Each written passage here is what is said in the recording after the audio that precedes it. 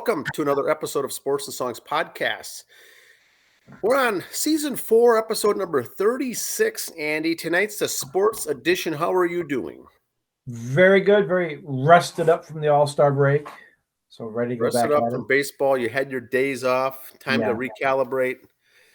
Well, Andy, it's July 17th today, and what that means is, we're really a week away from NFL training camp. We've got the final regular season of amateur baseball going on this week, and things are winding down. So we're going to start off with a trivia question that will be baseball related. All right. For the Twins fans out there, it relates to the Minnesota Twins. Something was done in 1990 that the Twins did. The Twins turned the first ever. Twins was the first team in Major League Baseball history to turn 2 triple plays in a single game. Oh, wow. This was done in 1990. Done in 1990. They went to the World Series in 91, so they were not that good in 90. Doesn't matter if you're good or not to turn 2 triple plays in a game. It's just a strange thing. Who did they turn it against? Ooh.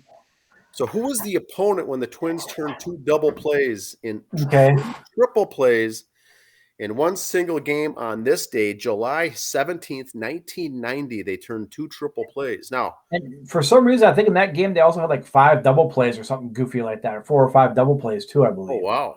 I think for some reason that sticks out in my head, but it could be. Now, the other thing that I saw, Andy, I think it was 1978 on this day. It's not the trivia question, but a great story that I've always loved is fun fact.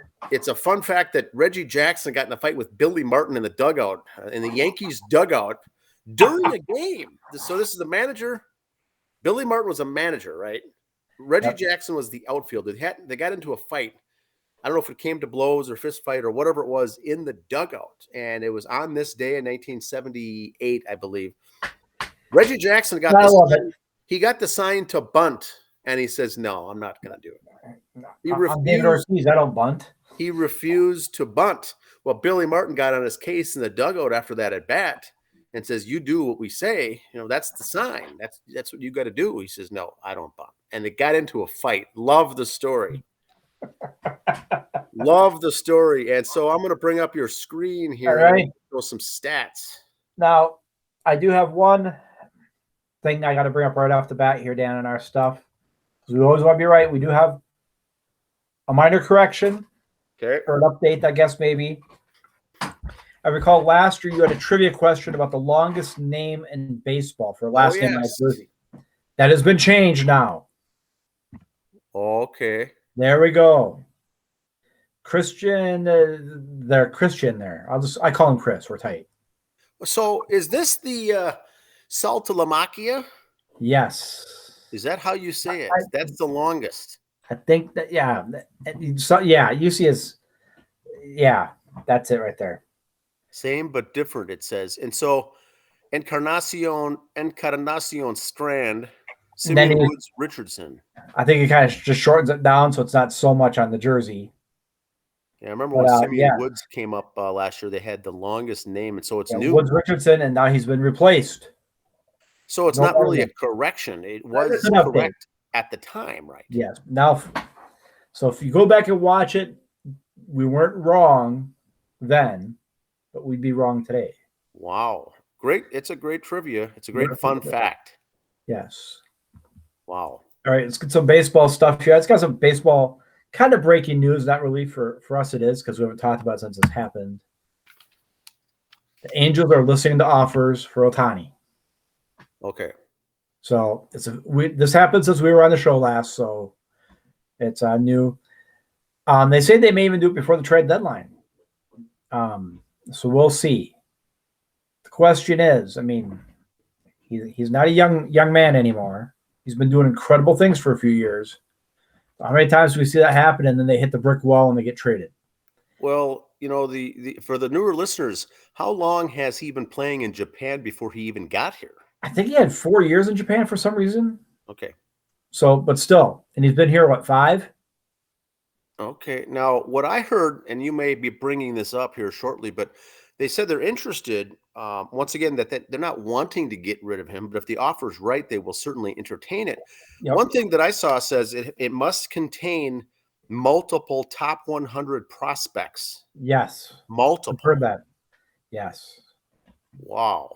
So they're wanting prospects. They don't want your guys you already got on the bench. They are totally building for the future. Okay. And I don't know how Mike Trout's sitting on all this. You know, you've been the man for a while, and this guy comes in. They're keeping you there, and they're bringing more young fish for you. So I don't know how he's taking it. But I think Mike Trout's one of those guys is, as long as the check clears twice a month, he's not worried about it either. So interesting. So here's the thing: what obscure, ungodly? I mean, every time I see a name like this come up for trade, I always think of the Mike Ditka trade in the NFL. Oh, for Reggie Williams, was it Ricky Williams? He Okay. traded all their when he was with the Saints, all of our draft picks next year for Ricky Williams okay. or whoever it was, but he traded like all the draft picks.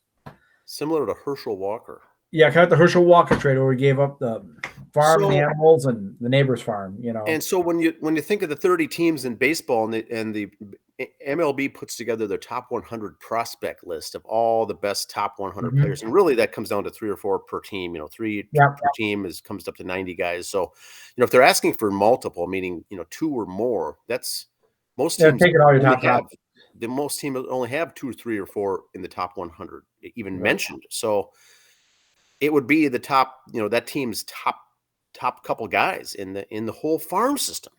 And everybody throws out Yankees, Mets, Dodgers right off the bat for possible landing spots for him. You look at teams in Boston, teams that spend the money all the way. I like to see some small market team just go all in. Well, You they know- could, because now you're giving up draft picks, so it's not going to be that big of a money. I mean, it's going to be big money, but it's not going to be Yeah. a Yankees, Mets kind of a deal. Yeah. Because they're looking for prospects. All the teams can be in the arena here. I mean, you look at let's be homers. If the Twins threw their hat in the race, but I'm gonna be old Minnesota guy here. Would Ohtani really fit in Minnesota? Yeah, you got to look for the right chemistry. Because you see a lot of these players too when they get traded to these big markets. Well, what advertising can I do there? What kind of deals can I make on the side? Yep. Which makes me think the Mariners would be a good option for him. Maybe the Giants or the Dodgers, because they're on the West Coast, allows West Coast teams. I would see the Diamondbacks open up the checkbook for him. That would be exciting. The Diamondbacks or the Rays or the Orioles, these teams that are putting it together now and they've called up all their studs and now they're in, go all in and do it. Yeah, he's going to put like the Mets or Yankees, they don't have any prospects and they're putting all their eggs in one basket for 1 year. Yeah. He will put, the fans, the ticket sales will go up wherever he goes. Oh, jerseys and everything else, yes. Here's a little draft recap from last week. A couple of Minnesota boys went there. Klesson and Bateman. Bateman's already signed, I guess, with the Cubs. They've both signed their contracts, I believe.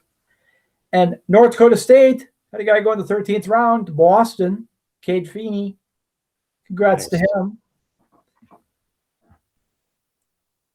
And there he is. Good flow. Yeah, he's got some nice flow there. North Dakota State right-handed pitcher Carson Jacobs signed as a free agent with the White Sox following the draft. So he was one of those undrafted free agents. He appeared in 17 games with 2 starts in his first season with the Bison in 23. He's from Hays, Kansas. Whiffed 41 guys in 34 innings. Not bad. So he's got some good numbers. He's got some flow. We'll see how he does. Now, here's the top 5 from the pre-draft. Here's the top 5 guys. Walker Jacobs at number 4. That's who the Twins took. His pick value was a $7.14 million. So he got $7.14 million for writing his name. Okay. When he signed the contract. So don't worry about college players not getting paid. He got paid. I I heard an interview with Doug Mankiewicz. He was all over this guy. He was all up and excited and all over himself about how we got him with the fifth pick, and it was a steal there and everything else. So keep your eye on him. They're not going to fast track him up to the bigs, obviously, but just Walker Jenkins in a while. Or like you said, is this a guy that if we traded for Ohtani, all these top few picks might be going to the Angels for Ohtani from all these teams. Who knows? Yeah, this Jenkins kid is 6'3" and is going to be a beast, a real fluid swing. Now, this year's draft class, Andy, was loaded with outfielders. Yes. I think these 3 or 4 were in any other year would have been the first overall pick. And they're all lumped in with Dylan Cruz and Paul Skeens. Yeah, I go back to that screen, there's the top 5. 4 were outfielders. And those other, Max Clark, these guys in a different year would have been possibly the top overall pick. And that's why I think Mankiewicz, I saw his tweet, was all over this by saying Twins really got a number 1 overall draft pick in this deal with Jenkins out of high school.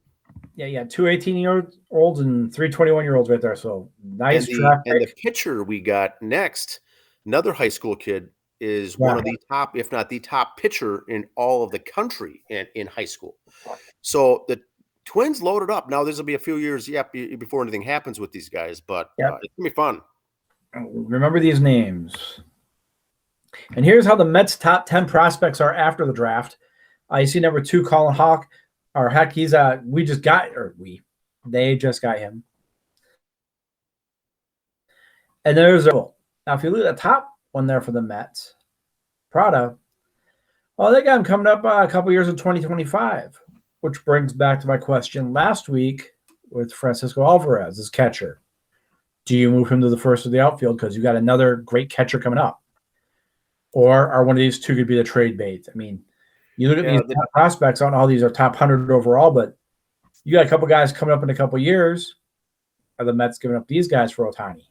Who knows? Who knows? I remember a couple, when the Twins had too many people at catching and they got rid of, Ben Rortved and Mitch Garver got sent away and, they had too many catchers. And then all of a sudden you find yourselves with catching shortage with a couple of injuries. You never know, but it's always good to have depth. But you're right. When the players are up there at the majors playing, like you said, Alvarez at catcher, they're also watching things like this because they know that they're on the clock because the next guy's coming up in a couple of years to take his spot. And right now that's Parada. You look at 2, 3, and 4 for the Mets, they're all shortstops. And you got Francisco Lindor. So, yes, just say, and how many times look at the Twins? Oh, he's a shortstop. He gets called up. They move him to third. Yeah. So, but still, just saying, this is where you got some flexibility going. Interesting. Here's my new man crush, Adley Rutschman, catcher for the Orioles. Great. Did you see him in the home run derby? No. He switch hit during the home run derby. He's a switch hitter, so he decided to go to the other side after a while. Really? Sure, why not? Not bad. Cool. I didn't see this. Potential there. And here's some more love for my boy Adley. Has not had a single pass ball yet this season. Oh man. It's kind of Buster Posey type thing. I think it was a Buster Posey had like an 8-year career or some goofy thing like that. Okay, you have like a little Buster. Mini Buster. That's unreal.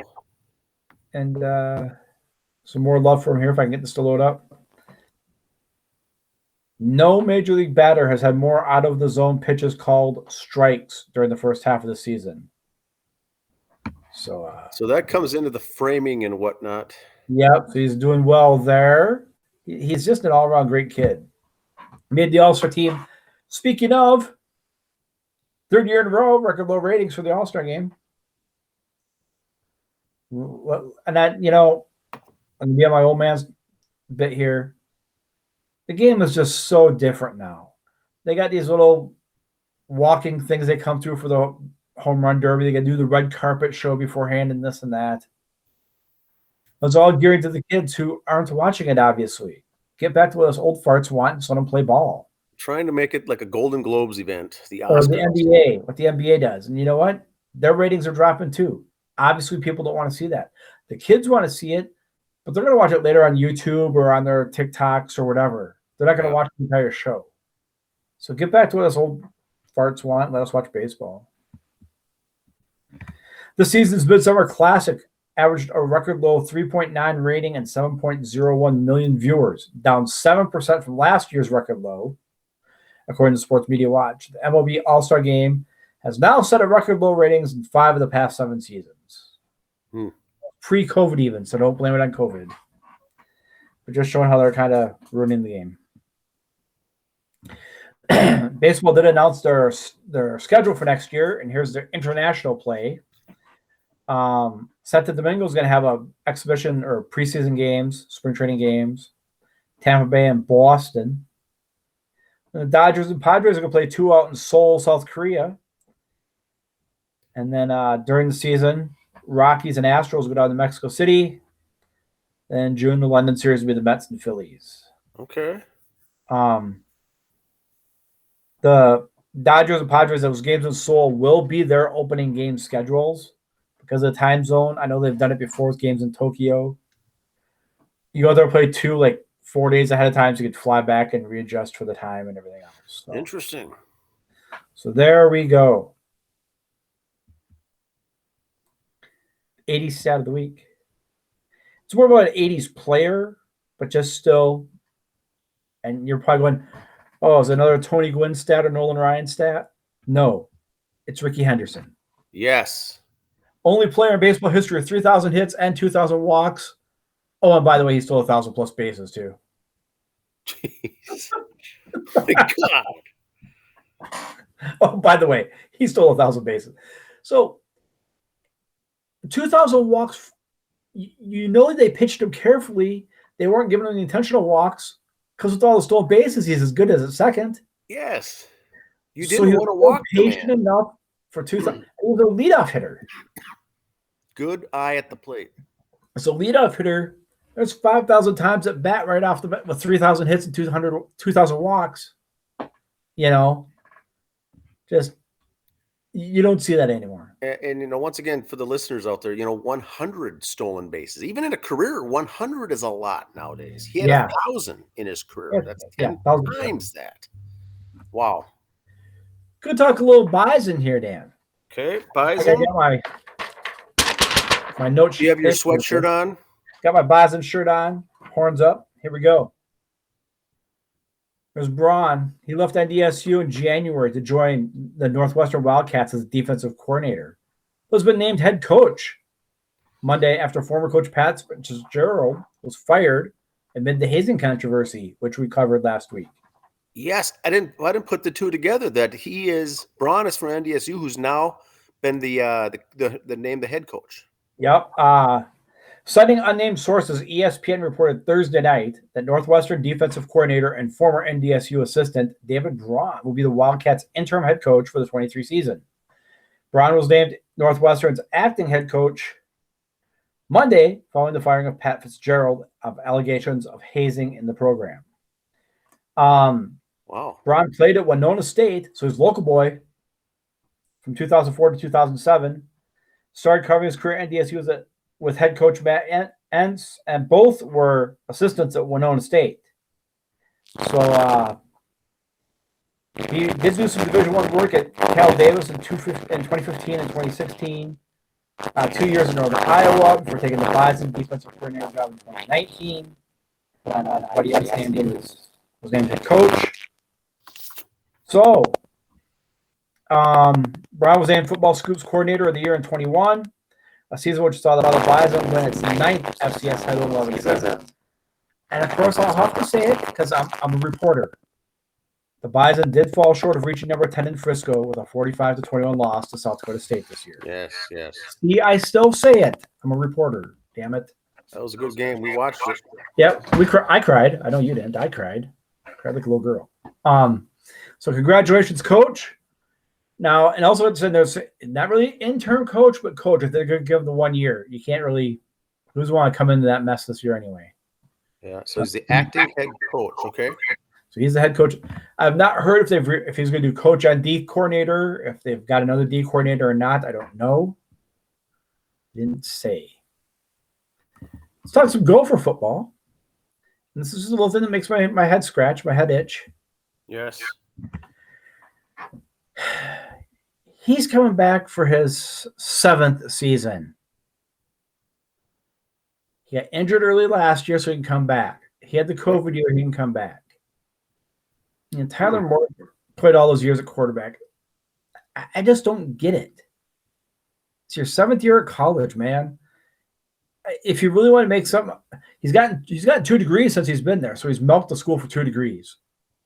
And instead of going back to play college the 7th year, why didn't you give it a shot in the USFL or the XFL then? Or did you, and you weren't that good, so you go back to college?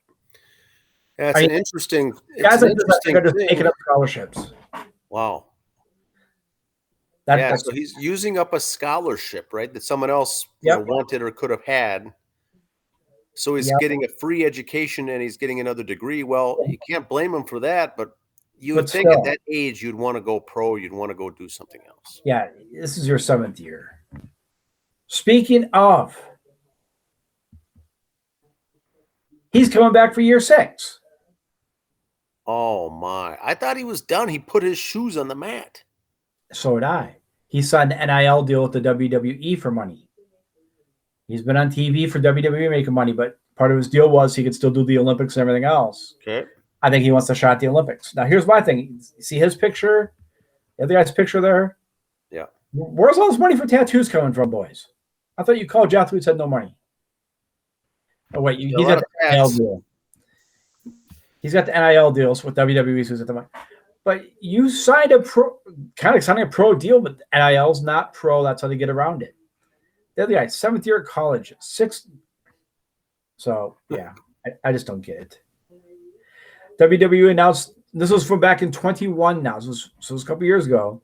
They announced that they signed Stevenson to an exclusive NIL deal that would allow him to join the roster and return to the U of M to defend his college heavyweight wrestling title. And then he'd be and this was a WWE's first deal. So he signed in 21, could come back and wrestle to defend his title, which he did. Now he wants to do the Olympics, and he's this and that. So it's like, where's this all stop? You guys, there's got to be a line drawn in the sand. So yeah, not saying I don't respect them. I got problems with decisions. You want to come back, great. You can play the football team, but you ain't getting a scholarship. You want to wrestle, great. You're paying for your classes. Gonna talk a little town ball. Okay. All I got really here is just the standings and some notes. Here's RVL C standings. This is off the Twitter page just from today. Jordan has got the top seed locked. Belle Plaine, Arlington, and St. Clair and St. Peter will be the 2 through 5, and they'll be kind of see those 3, 4, and 5 are all 5 and 5, so they'll shuffle into place this weekend. And Gaylord and LeSueur are gonna battle for 6 and 7. So those are, they're jockeying for position. Everybody makes the playoffs.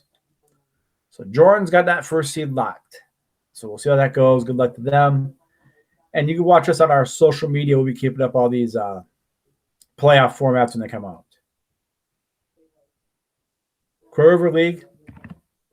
Plato locked up the 3 spot overall.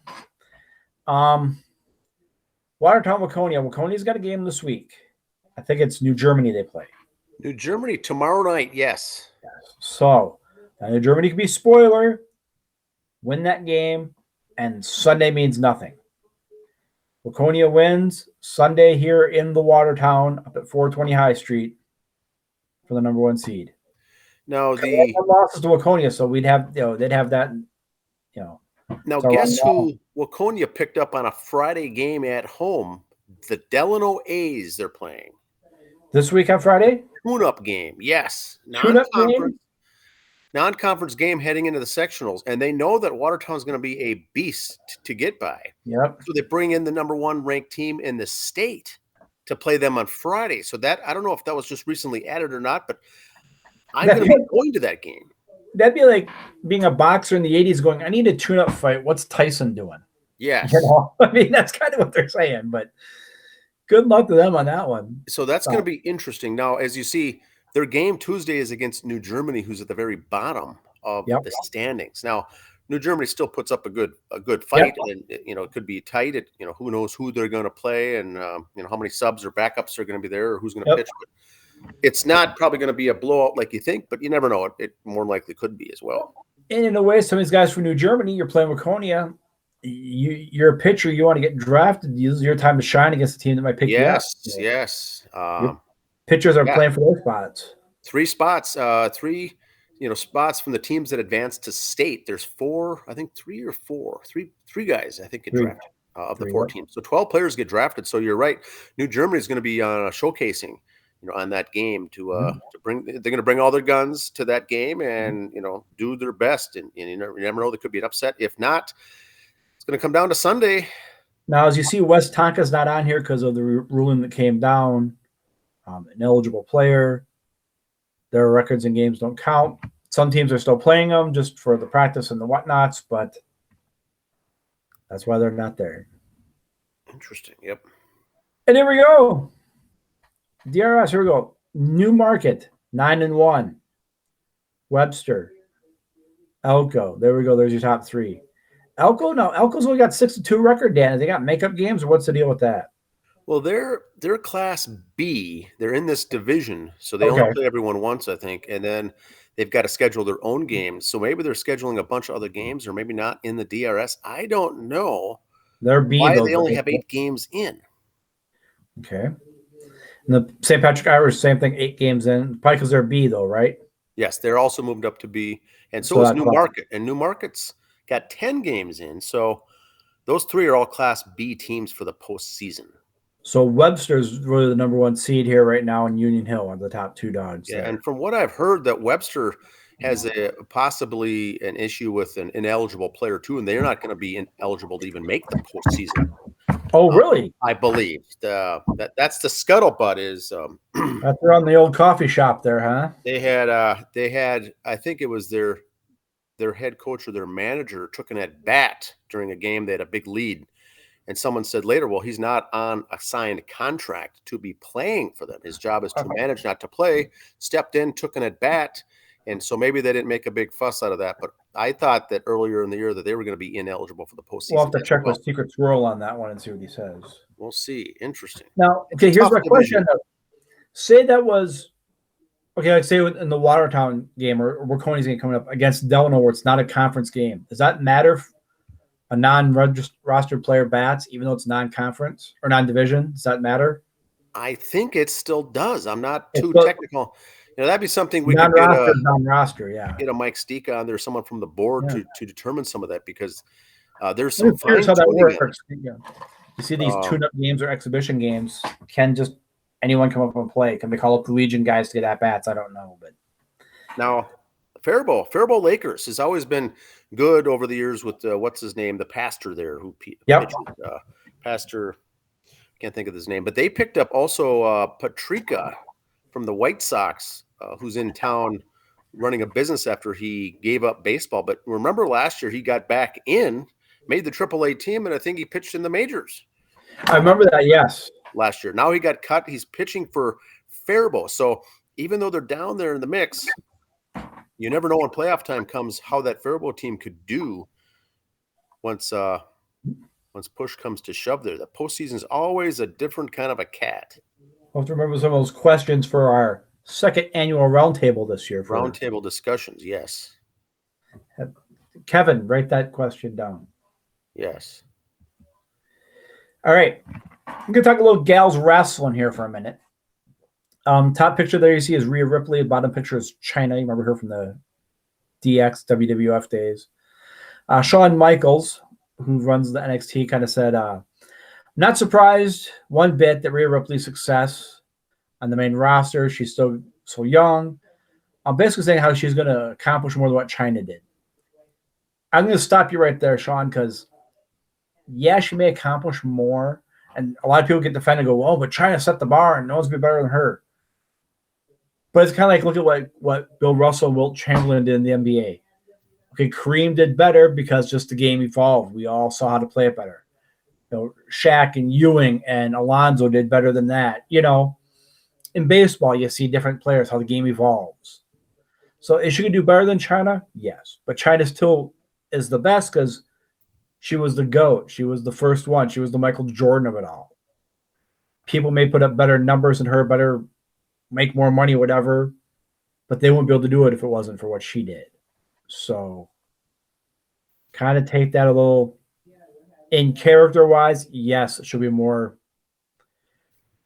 successful than China, but behind the curtain, China's broke the mold and broke the ceiling for these girls to do what they're doing now. So show my point there. More gal stuff. Cycling organization, the World Cycling Organization, bans trans-identifying men from women's bike races. Nice. With the Olympics coming up, I think you might see some other groups saying this too now coming up. I know there was always that tongue-in-cheek joke in the 80s that the East German weightlifting team was really men, but I think you're going to really see weightlifting and some of these other sports coming out and officially saying it just they're going to have to.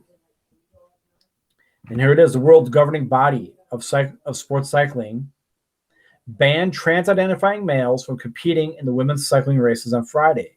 The new policy reverses the UCI's previous policy that allowed men to compete in women's sports if they had a plasma testosterone level below 2.5 nanomoles per liter for 2 years, whatever the hell that means. Basically, in my opinion, if you have a penis, you can't play in women's sports. There. That would be the official ruling. But that'd be my official ruling. It came up with, I think, the Leah Thomas from Penn. Yep. She was going through the transition, or he was going through the transition, and then they can track how far along you are by these namoles or namoles. I don't know what it is. So they can track. So you have to be certain far along the way. Now, you and I both agree, Andy, that that there should be the penis rule, right? Right. That's what Riley Gaines says. And these other gals are saying they had to change in a locker room with the men with full-blown male genitalia there. Yeah. Now, there, you're disqualified. And once again, if you want to have a sex change, I'm all for it. Hey, go ahead and do it. Finish your college career, be done with sports, and do anything you want. But when you're in the middle of this and now you're doing it to take advantage of a situation, that's what they're yelling about here as far as having an unfair advantage. They tried how long? The lifestyle at all. I tried how long? They tried how many decades to get to push it through Title IX to get women's sports in college athletes, and now they finally have it there in sports. They've got it, and now this is coming up, and it's essentially almost the same group of people that have fought all these years to push for it. Now they're pushing it, kicking the Title IX right in the face, and that's the thing that I think Riley Gaines and those are talking about is you're doing a disservice. Yes, but yes, they will get. I'm sure they will wear the flak jacket in the public domain. Yep. As far as they're not treating everyone fairly, that whole card. But they have to do it. They got to do something. Yeah. So watch for the other sports, like I said, kind of start doing this too. The Women's World Cup is giving away 20,000 free tickets as FIFA admits sales have flopped. This is all kind of steamrolling to stuff I got going later, but again, I like soccer. I enjoy watching soccer. I think it's a very exciting sport to watch. Say what you will about it. But the women's team, they go out there and their first priority is to get in front of the microphone and go blah, blah, blah, not play soccer. And I think that's where they're losing the respect of the fans. They want to watch you to play soccer. They want you to be my daughter's hero because your athletic ability, not because what you spit through a microphone. So has it become more politicized where they've got a sound bite that they want to get aired? They all want their Leah Thompson's right and LGBTQ and everything else. Okay. They all want to put that flag first. They want to talk about that first. Oh, and then their opponent. Yep. No, talk about your opponent first, game first. That's they're getting the priority. And that could have a direct correlation to that. I can certainly see that happening. So that's the story there. Which leads to my combination soapbox homework assignment. All right. I'm getting out my pen and paper here. Yes. What's the homework and what's the soapbox? It's both kind of the same topic here. They kind of gets both headers. ESPN with their SB Awards always gives out their whatever award, but always has to be the alphabet committee that gets it or some other group. The women's soccer team is more worried about talking about this than the game. Unfortunately, with women's sports in the Olympics, like we just saw with cycling, you're going to hear more about can the transgenders participate? All this. We're getting away from the actual sport.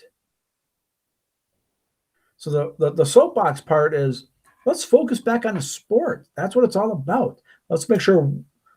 What was the one shirt I saw yesterday? XY does not equal XX. Okay. Women play women, boys play boys, period. And the homework assignment is, if you're going, but Andy, what's the big deal?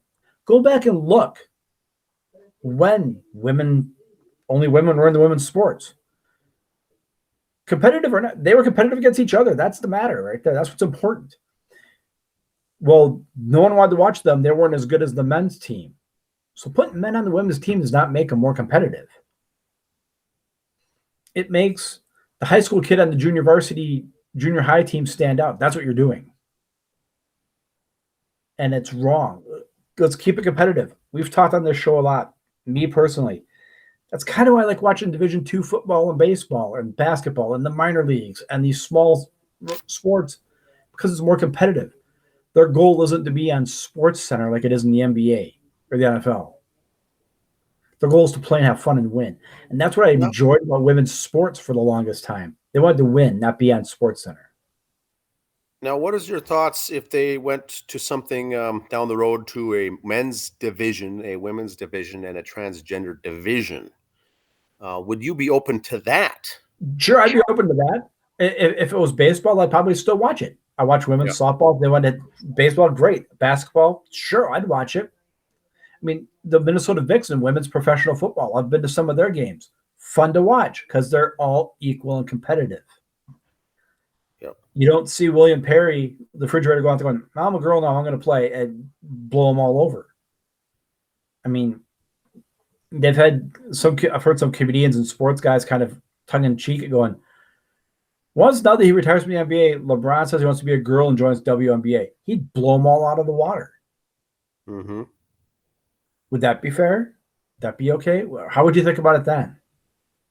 Because WNBA wants to be all alphabet committee and all this other stuff. There was a couple of guys who weren't making it in college and said, we want to be women, now came to the WNBA and played. First of all, would the league sign them? Second of all, how would you feel if they did and they start blowing you all away? And again, I'm not putting down the WNBA. That's an example I'm using. So when the shoes on, you're right, they do push it. They they promote it a lot, very heavily promote it. Right, wrong, or whether you like it or not, it's a different story. But they do promote it very heavily. So, but now when it comes in, it's in your own living room, it's in your own house. Then what? So that's that. That's what I have, sir. That's my bit. The soapbox and homework combined for a rare occasion. So I like it. Again, not poo-pooing that lifestyle. You want to do with that? Go ahead. God bless you. Enjoy yourself. But when you're taking away scholarships, taking away jobs in the professional ranks, that's the problem. Now, last week, I don't know the name, but there was a no-hitter thrown in the Crow River Valley League. The pitcher from Mayer threw a no-hitter against another team. And, so there's a lot of action, a lot of activity going on now. I think the regular season all does end for the regular season. Blake Crutch throws a first no-hitter in Blazers history since 1967 and a win over Winstead. So they beat Winstead on a no-hitter. Very impressive. And once again, Crow River Valley League, very good baseball. The fact that you threw a no-hitter. Thanks, Kevin. Kevin had that sitting right back there ready for me. Awesome. Awesome job there by him. Watertown, Waconia finish up on Sunday. Then we'll go through with the regions and start announcing those brackets and how things are going to come along there, and then going on to the state. The thing we do want to focus on is the A and the B classes are going to be combined this year. There will be one tournament. They're calling it the Class B tournament, but it's really the A and B. They're doing that together. That'll be interesting to see how their seasons all wrap up here as well on Sunday themselves. The inner of the city, the 494, 694 ring, which is Class A, basically those are all wrapping up them too. The St. Paul League, the Minnesota, Yep. the Minneapolis leagues, those city leagues are all wrapping up. They're going to find their way into the tournament as well and have it hosted out there in Dassel, Cokato, Litchfield, Delano, and Dassel, I think, are the And hosts.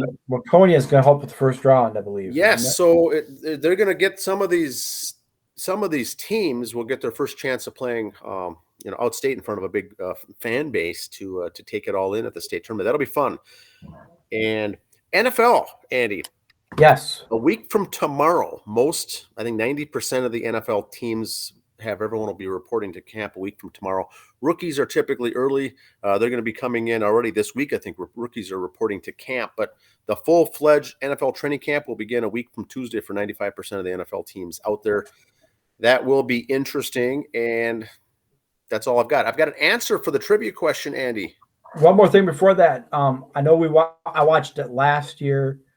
We won't put on our show, but we will plug it when they do the seedings for the Class C tournament for baseball cup weeks. We got to go through the regions first, but of course that's coming up. Region brackets we'll have on our social media. The link to watch the draft or the seedings for the regular tournament we'll put out there. Yeah, they had it on a live stream, the bracket release party they've been doing now last year. They'll do it again this year for the Class C and the other one as well, the Class B. So we'll have those links out there once the brackets are set after next Sunday. We'll have those out there on Twitter and the Facebook. So watch for that. Good stuff. Fun time of year. Answer. I'm sorry, I didn't mean to interrupt. Trivia question is Minnesota Twins in 1990 on this very day was the first Major League Baseball team to turn 2 triple headers in a single game. Triple plays. You said triple headers. Triple play on this game. I was sidetracked there. Triple play in a single game. First time Minnesota Twins did it. That was 1990. Who do they play against, Andy? Do you know the answer to this? Yes, because I actually watched the game. I was a nerd. It was at Fenway against the Red Sox. So they turned 2 triple plays against the Red Sox in a single game. And you said also that some of the other innings had some double plays involved. Yeah, well. I'm looking that up right quick now, here. The final score, while Andy looks that up, the final score was 1-0. The Red Sox beat the Twins at Fenway 1-0, and the Twins turned 2 triple plays in the game. Very interesting. Let's see if I can find the stat. I kind of scroll through pretty quick. Find the box score. You don't find box scores anymore in this world. What's going on? It's hard to find the box scores, but yeah, we're talking amateur baseball that'll wrap up here on Sunday. Now, if you follow the Federal League, which is over 35 baseball in the state of Minnesota, they go regular season all the way through July 31st. So they still have the 2 weeks left to get their games in for the over 35 league before the playoffs. Here's where I was confused. Another correction. The very next night, July 18th, saw the Twins and Red Sox play another defensive record-breaking game. Boston hit into an American League record 6 double plays in that game. 6 of the 9 innings they hit into double plays. Wow. The next night. That's where I was confused. That's right. I knew I heard something like that, but yeah. A lot of defensive prowess there in Fenway back then for the Twins. 1990. Wow. And the next year they won the World Series. So interesting stuff. But that's all that I've got for this week. Do you have anything else, Andy? No. Like I said, just keep an eye out for the town ball tournaments for your regions. We'll probably have the DRS, Federal League, and Pro River. Other ones will probably push, but if we see the others, we'll plug them out there too. But we'll probably cover those 3 mostly next week, what the playoffs are looking like. Fun time of year. All right. Have a good week, everyone. See ya.